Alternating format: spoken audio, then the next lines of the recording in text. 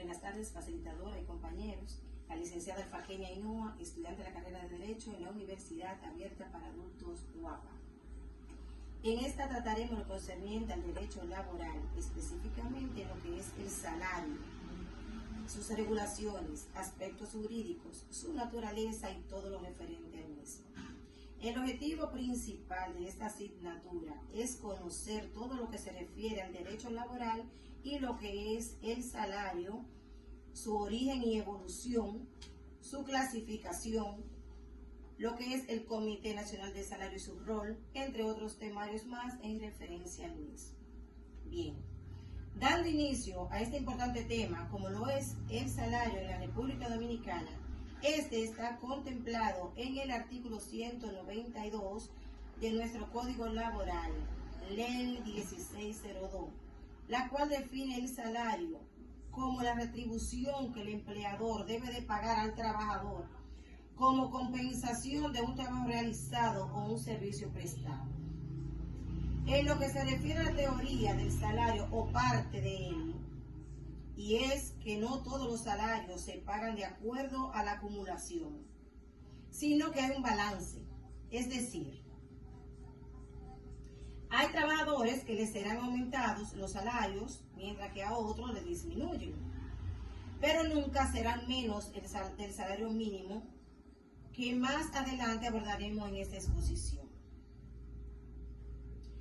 En cuanto a teoría y demanda, referida al pago de un salario basándose en un elemento fundamental, tenemos la mano de obra. La abundancia de esta en el mercado laboral definida un bajo salario, pero si la mano de obra en el mercado escaseaba, pues entonces el salario sería más alto. Había en esta teoría elementos que podían orientar la escala del pago. Habilidad requerida para el desempeño del puesto, tiempo y costo de aprendizaje. Antecedentes del trabajador. Condiciones del trabajo, entre otros. Vamos a ver la teoría de la subsistencia. La fijación de unos salarios y que determinada suma permita que el empleado cubra su necesidad básica de subsistencia y las de su familia. Es decir, a mayores ingresos, mayor número de hijos por familia. Por tanto, se identifica una problemática en primera instancia demográfica y en un segundo lugar el aumento de la oferta de la mano de obra en el mercado laboral y con ello la disminución de la oferta salarial y las consecuencias que de ello se deriven. Teoría del fondo de los salarios. El salario depende del monto del capital y de la población, es decir, que se identifica una línea de tendencia logarítmica, en la cual la organización se permite la planificación de la asignación presupuestal, con la cual se debe cubrir los gastos salariales mínimos por un año, y así de forma periódica.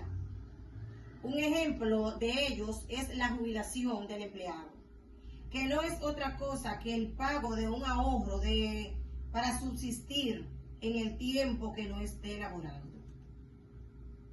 Teoría marxista.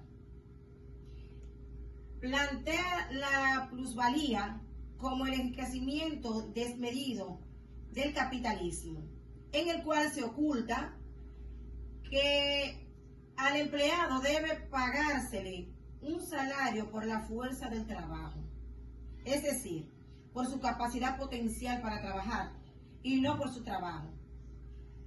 La plusvalía constituye la diferencia entre el salario que el trabajador percibe y el valor del artículo que produce. Teoría de los salarios altos. Henry Ford sostenía que para que su empresa pudiera vender carros, era necesario que sus empleados pudieran comprarlos. Es decir, que al aumentar los salarios había mayor poder adquisitivo, incrementaría el consumo y con ellos se impulsarían nuevas y mayores producciones, identificando el salario alto como un elemento clave para hacer más dinámica la economía y mejorar el nivel de vida de la sociedad. La teoría de la productividad marginal. El salario se obtiene multiplicando la productividad marginal física del factor trabajo por el precio del artículo, o sea, por el precio del artículo producido. Se identifica en esta relación laboral el concepto de empleado de confianza, el cual está a cargo de múltiples tareas, pero que se exonera del pago de horas extras por ello. O, por otro lado, sería